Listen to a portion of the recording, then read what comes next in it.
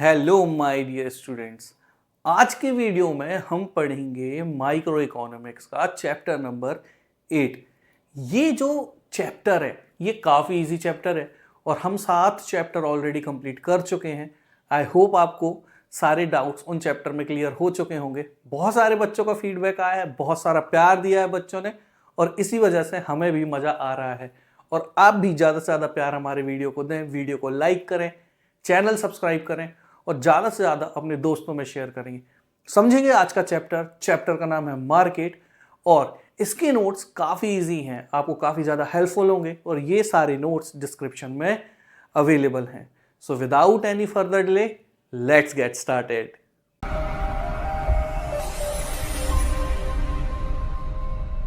तो सिंपली यहाँ जो मार्केट की बात की जा रही है ये कोई कॉम्प्लिकेटेड मार्केट नहीं है। ये जो हम हमारे आसपास हमारे मार्केट देखते हैं ये वही मार्केट्स हैं जहाँ बायर्स होते हैं, सेलर होते हैं, कमोडिटीज़ होती हैं, सर्विसेज होती हैं जिनका परचेस और सेल होता है। तो सिंपली यही डेफिनेशन बनाता है किसकी, मार्केट की। परचेसर होंगे, सेलर होंगे, गुड्स एंड सर्विसेज होंगी जिन्हें परचेस और सेल किया जाएगा। यहाँ market refers to the whole region जहां पर आपको क्या देखने मिलेगा, बायर और सेलर देखने के लिए मिल जाएंगे जो एक दूसरे के कांटेक्ट में होते हैं और यहां पर परचेस और सेल होती है। एक इंपॉर्टेंट डेफिनेशन है, प्रोफेसर एली ने कही थी और ये डेफिनेशन ये कहती है कि we mean by the market एक ऐसी जनरल फील्ड जहां फोर्सेस डिटरमाइन करते हैं price of a particular commodity operate. कुल मिला के जहां पर डिमांड एंड सप्लाई आपको देखने मिलेगी ऐसी कोई भी फील्ड कहलाती है क्या, मार्केट कहलाती है, क्योंकि market forces demand and supply ही कहलाते हैं। समझेंगे मार्केट के कैरेक्टरिस्टिक्स को। तो पहला है कि जो मार्केट होता है वो कोई प्लेस नहीं होती, वो एक एरिया होता है। एक ऐसा एरिया जहां पर बायर और सेलर एक दूसरे के साथ कांटेक्ट में आते हैं, इसी वजह से ये बनता है पॉइंट ऑफ कांटेक्ट। तो फर्स्ट पॉइंट से एरिया जहां पॉइंट ऑफ कांटेक्ट बनेगा between buyer and seller. Buyer और सेलर जो है एक दूसरे के कांटेक्ट में होना जरूरी होता है और साथ ही साथ में कांटेक्ट में होने का मतलब ये जरूरी नहीं है कि वहां उनकी फिजिकल प्रेजेंस भी हो। कांटेक्ट होना चाहिए, संपर्क होना चाहिए एक दूसरे से, शारीरिक तौर पे वहां पर उनकी उपस्थिति जरूरी नहीं है। Then comes commodity. अब ये जो बायर और सेलर हैं इनके बीच में कुछ ना कुछ एक ऐसी कमोडिटी होनी चाहिए जो वो खरीद या बेच सकते हैं बिटवीन बायर एंड सेलर। इसके बाद आता है कंपटीशन। यहाँ पर एक कंपटीशन एग्जिस्ट करना चाहिए। अगर आप ये सोचो कि 1000 लोगों के बीच में सिर्फ एक दुकान है और आप उसे मार्केट बोलेंगे तो नहीं, वो मार्केट की कैटेगरी, मार्केट की क्राइटेरिया को फुलफिल नहीं करती। क्यों? क्योंकि वहाँ परफेक्ट कंपटीशन एग्जिस्ट नहीं करता, उनके बीच में कंपटीशन होगा ही नहीं। लार्ज नंबर ऑफ बायर तो होंगे but large number of seller नहीं होंगे। तो इसी वजह से आपने सुना होगा कि मार्केट जाना है। आप इमेजिन जैसे ही करते हो मार्केट तो आपको इमेजिनेशन में एक ऐसी जगह आती होगी जहाँ पर बहुत सारी दुकानें हैं जो पर्टिकुलर कमोडिटीज़ को बेच रहे हैं। अगर आप कपड़ा लेने जा रहे हैं तो कपड़ों का मार्केट, अगर आप सब्जी मंडी जा रहे हैं तो काफ़ी सारी दुकानें जहाँ सब्जियाँ मिलेंगी, या आप ज्वेलरी लेने जा रहे हैं तो पूरा एक सराफा मार्केट होता है, राइट। तो यहाँ पर जरूरी है कि यहाँ पर बायर और सेलर हो, इसके बाद कंपटीशन भी हो अमंग बायर एंड सेलर, ताकि एक कंडीशन बन सके किसकी, मार्केट की, और अलग अलग तरीके के प्राइजेस आपको सेम कमोडिटी के लिए देखने मिल जाते हैं और तभी जाके नेगोशिएशन होता है। अगर दुकान सिर्फ एक होगी तो उससे आप कैसे ही नेगोशिएट करोगे, वो देने के लिए तैयार ही नहीं होगा किसी भी तरह की कमोडिटी को, क्योंकि उसे पता है कि कस्टमर के पास कोई और ऑप्शन नहीं है। सो मार्केट को अगर हम शॉर्ट में समझे तो क्या है, यहाँ पर नंबर ऑफ सेलर और बायर होते हैं, नेचर ऑफ प्रोडक्ट होता है और साथ ही साथ में प्राइसिंग कैरेक्टरिस्टिक्स होते हैं। तो मार्केट में आपको देखने के लिए मिलेगा classification on the basis of seller and buyer, product का नेचर कैसा है, प्रोडक्ट के कैरेक्टरिस्टिक्स कैसे हैं। इसी वजह से आगे बनता है मार्केट स्ट्रक्चर।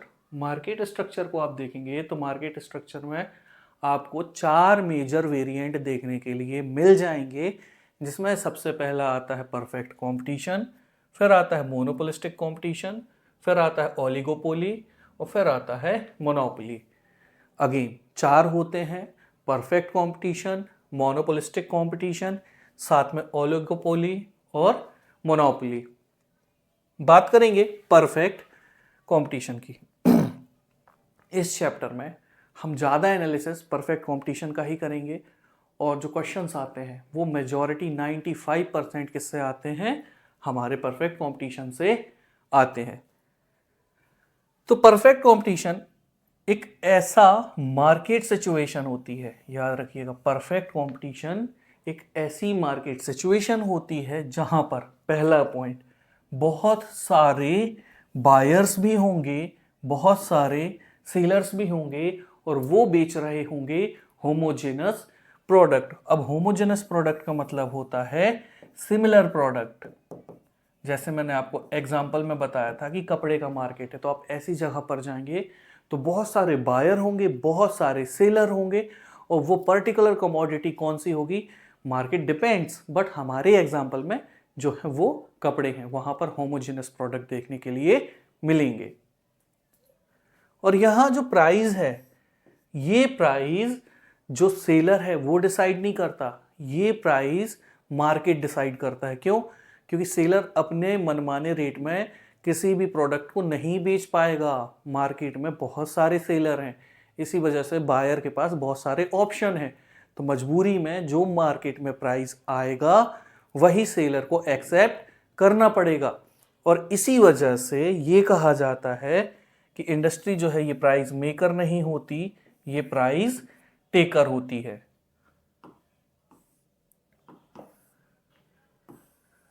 अब हम समझेंगे इसके फीचर। ऑलरेडी हम समझ चुके हैं डेफिनेशन में, बट मैंने और कैटेगराइज कर देता हूं। पहला है large number of buyer and seller, इसी वजह से कोई एक इंडिविजुअल सेलर मार्केट में प्राइस को इन्फ्लुएंस नहीं कर सकता। होमोजेनस प्रोडक्ट मतलब सारे के सारे प्रोडक्ट जो हैं वो सेम होंगे, आइडेंटिकल होंगे, उनकी साइज, शेप, क्वालिटी, कलर सब कुछ क्या होगा, आइडेंटिकल होगा। याद रखना, इनका जो शेप है, साइज है, क्वांटिटी है और कलर है, ये सारे क्या होते हैं, सेम होते हैं। एक और बात मैं आपको बताता हूँ, बहुत इंपॉर्टेंट पॉइंट, वो ये कि जो परफेक्ट कंपटीशन है ये एक ऐसी सिचुएशन है जो हाइपोथेटिकल है, इमेजिनरी है, रियलिटी में एग्जिस्ट नहीं करती। याद रखना। तो फिर रियलिटी में क्या एग्जिस्ट करता है, परफेक्ट कंपटीशन के एकदम क्लोजेस्ट अगर कुछ है तो वो है pure competition. Remember that thing कि परफेक्ट कंपटीशन जो होता है ये एक इमेजिनरी सिचुएशन होगी। सेकेंडली, अगर इससे कोई मार्केट टाइप क्लोजेस्ट है तो वो क्लोजेस्ट मार्केट टाइप जो है वो है प्योर कंपटीशन। अब क्योंकि यहां पर जो सारे के सारे फर्म है वो 100% आइडेंटिकल प्रोडक्ट बेच रहे होते हैं, इसी वजह से उनको इजीली सब्सटीट्यूट किया जा सकता है। तो जो बायर होता है उसको किसी एक सेलर से लगाव नहीं होता पर्टिकुलर कि यहीं से लेना है मुझे, उसका जहां से मन करेगा वो वहां से परचेज कर लेगा। फिर है freedom of entry and exit.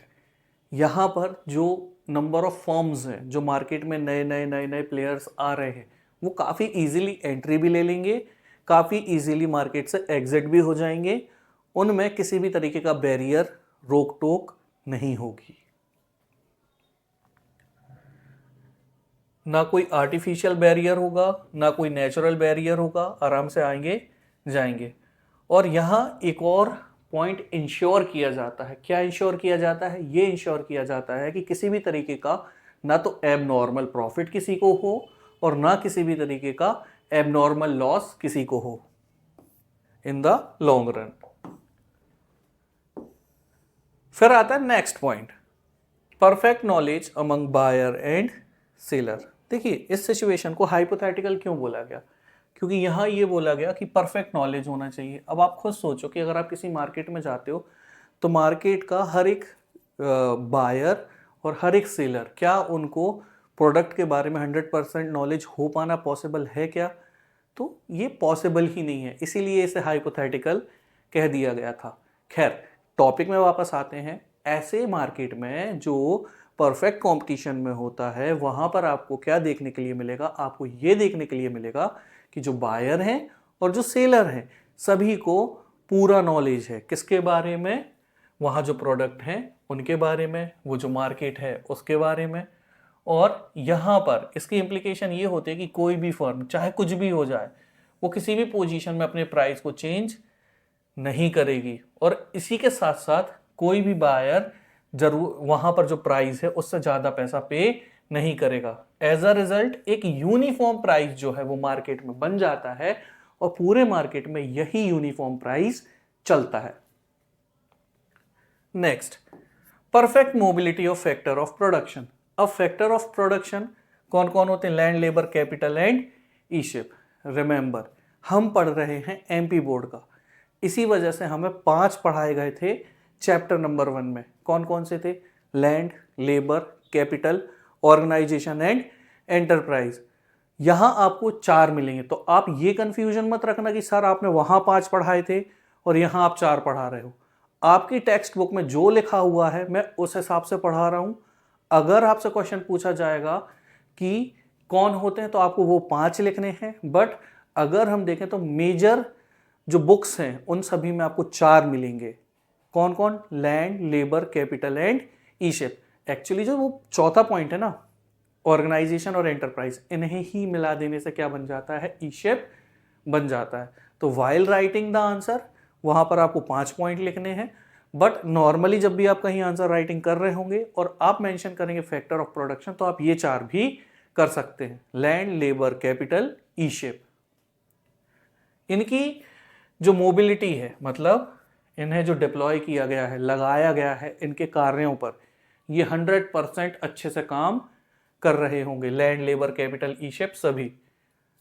यहां किसी भी तरीके का रेस्ट्रिक्शन नहीं होगा मूवमेंट में, चाहे जोग्राफिकल हो चाहे ऑक्यूपेशनल। मतलब वो चाहे तो कहीं भी मूव कर सकते हैं, चाहे तो किसी भी ऑक्यूपेशन को एडॉप्ट कर सकते हैं। The factor are free to move to the industry in which they get best price। जहां उनको बेस्ट प्राइस मिलेगा वो वहां मूव कर जाएंगे। Then comes absence of transportation cost। Now this one is funny। ये भी एक कारण है जिसने परफेक्ट कंपटीशन को एक हाइपोथेटिकल इमेजिनरी सिचुएशन में कन्वर्ट कर दिया। क्या? कि वहां ट्रांसपोर्टेशन कॉस्ट नहीं होंगे। एग्जैक्टली ऐसा पॉसिबल नहीं हो सकता रियल लाइफ में, बट इस कंपटीशन में यहां आपको देखने मिलेगा कि यहां पर जो ट्रांसपोर्टेशन कॉस्ट है वो एग्जिस्ट नहीं करते, और इसी वजह से यहां पर जो ट्रांसपोर्टेशन कॉस्ट है वो क्या होते हैं? जीरो होते हैं। वहां पर ये समझ लो सरकारी सुविधाएं चल रही हैं, सब कुछ फ्री चल रहा है, ट्रांसपोर्टेशन कॉस्ट क्या है? जीरो है। कुछ भी पागलपन, दुनिया में एग्जिस्ट ही नहीं करता ऐसा कुछ। खैर, यहां जो प्रोड्यूसर है ये कहीं भी अपने प्रोडक्ट को बेच सकता है, कंज्यूमर कहीं भी उस प्रोडक्ट को खरीद सकता है। Then absence of selling cost. फिर एक और पागलपन कि यहाँ सेलिंग कॉस्ट नहीं होती, मतलब वहाँ जो भी चल रहा होगा वो बिना सेलिंग कॉस्ट के एग्जिस्ट कर रहा होगा। अब सेलिंग कॉस्ट क्या होता है? जैसे कॉस्ट ऑफ एडवर्टीजमेंट, सुना है कभी कि कहीं एडवर्टीजमेंट हो रहा है फ्री में? हाँ, अनटिल अनलेस आप ये प्रमोट कर दो, वो भाई उसके यहाँ की पानी पूरी खाई है या उसके यहाँ के समोसे खाए हैं, पोहा खाया है। हाँ, ये mouth to mouth publicity is something else, but company जो इतना सारा खर्चा करती है, इतने बड़े बड़े होर्डिंग्स लगवाती हैं, टीवी में ऐड दिखाती हैं, है ना, ये सारी चीज़ें कहाँ से आती हैं? फ्री में तो आती नहीं है। बट इन दैट केस यहाँ पर जो सेलिंग कॉस्ट है वो भी क्या होते हैं? जीरो होते हैं। और ऐसा क्यों है कि परफेक्ट कंपटीशन में यहाँ पर आपको एडवर्टीजमेंट देखने नहीं मिलता? क्योंकि यहाँ पर होमोजेनस प्रोडक्ट देखने के लिए मिल जाएंगे। और अगेन वही पॉइंट जो एक और था कि यहाँ पर परफेक्ट नॉलेज होता है between buyer and seller. Perfect competition को समझ लेने के बाद हम समझेंगे जो दूसरे टाइप के मार्केट होते हैं उन्हें भी, जिसमें पहला है मोनोपोली। मोनोपोली का मतलब ये होता है वो कंपनी, वो एंटिटी डोमिनेट करती है मार्केट को, वो वहाँ की किंग होती है, राजा होती है, भाई उसी की चलेगी, उसके अलावा कोई और नहीं होता। तो यहाँ सिर्फ सिंगल सेलर होता है। एग्जाम्पल के लिए आप रेलवेज देख लो। फिर आता है मोनोपोलिस्टिक कंपटीशन। इसमें क्या होता है, जो नंबर ऑफ सेलर्स जो होते हैं ये बहुत ज़्यादा नहीं होते, गिनती के 1-2 होते हैं, है ना। तो अगर आप देखोगे यहाँ आपको गिनती के 2-3 प्लेयर मिलेंगे देखने के लिए, साथ ही साथ में इनके प्रोडक्ट भी बहुत सारे नहीं होंगे, 2-3-4 प्रोडक्ट होंगे बस, इससे ज़्यादा इनके प्रोडक्ट भी नहीं होते। एग्जाम्पल के लिए अगर आप देखोगे तो जो टेलीफोन कंपनीज है जैसे एयरटेल, जियो, ये इसके एग्जाम्पल हैं। गिनती की कुछ कंपनियां और उन कंपनियों के कुछ गिनती के product is called monopolistic competition. Then comes oligopoly. यहाँ पर कुछ लार्ज फर्म्स होती हैं जो सप्लाई करती हैं बहुत सारा मार्केट का आउटपुट। थोड़ी सी ज़्यादा कंपनी होंगी, 4-6 कंपनियां होंगी, लेकिन मार्केट को पूरी तरीके से डोमिनेट कर रही होंगी। एग्जाम्पल के लिए अगर आप देखोगे ऑटोमोबाइल कंपनी, मोटर बाइक्स, तो अगर आप देखोगे मोटर बाइक जो हैं इनकी कंपनियां कितनी हैं, गिनती की 4-5 हैं, लेकिन पूरा इंडियन मार्केट सिर्फ इन्हीं के प्रोडक्ट से भरा हुआ है। तो यहाँ मोनोपोलिस्टिक कंपटीशन से थोड़ा सा ज़्यादा सेलर होंगे, लेकिन इनके प्रोडक्ट बहुत सारे होंगे और मार्केट को भी डोमिनेट कर रहे होंगे। ये होता है ओलिगोपोली। फिर बात करेंगे हम डिमांड कर्व, बहुत important topic, demand curve under perfect competition. Now perfect competition जब हमने समझना शुरू किया था तो एक कॉमन पॉइंट हमने जो समझा था वो ये था कि यहाँ पर प्राइस में किसी भी तरीके का चेंज नहीं आएगा। इसे कंसीडर करके अब समझेंगे इसकी डेफिनेशन को। परफेक्ट कंपटीशन में बहुत सारे बायर होंगे, बहुत सारे सेलर होंगे और ये होमोजेनस प्रोडक्ट बेच रहे होंगे जो कि मार्केट ने फिक्स किए होंगे। तो इसी वजह से यहाँ पर जो फर्म होती है वो प्राइस टेकर होती है और यहाँ पर जो डिमांड कर्व बनेगा वो बनेगा परफेक्टली इलास्टिक डिमांड कर्व। तो याद रखना परफेक्ट कंपटीशन में जो डिमांड कर्व बनेगा वो होगा परफेक्टली इलास्टिक। और जब हमने डिमांड चैप्टर पढ़ा था वहाँ पर परफेक्टली इलास्टिक कर्व को भी समझा था। और अगर आपको याद हो तो यहाँ पर प्राइस में चेंज नहीं होता, जो प्रोडक्ट की क्वांटिटीज़ हैं, डिमांड चाहे वो कम हो जाए चाहे वो ज़्यादा हो जाए, प्राइस विल रिमेन सेम। ये रहा प्राइस सेम है, इसमें तो कोई चेंज होगा नहीं, तो इसी वजह से इसमें कर्व में भी कोई चेंज नहीं होगा। तो कर्व कैसा होगा, एकदम सीधी लाइन होगी। ये किसकी हो गई, प्राइस की लाइन हो गई। बट इसकी डिमांड में फ़र्क आ सकता है, कम भी हो सकता है, ज़्यादा भी हो सकता है। तो यहाँ पर हम मान लेते हैं कि जो डिमांड है वो कुछ भी हो सकती है, कम से ज़्यादा भी हो सकती है या फिर ज़्यादा से कम भी हो सकती है, लेकिन यहाँ पर जो कर्व बनेगा वो कुछ ऐसा ही बनेगा।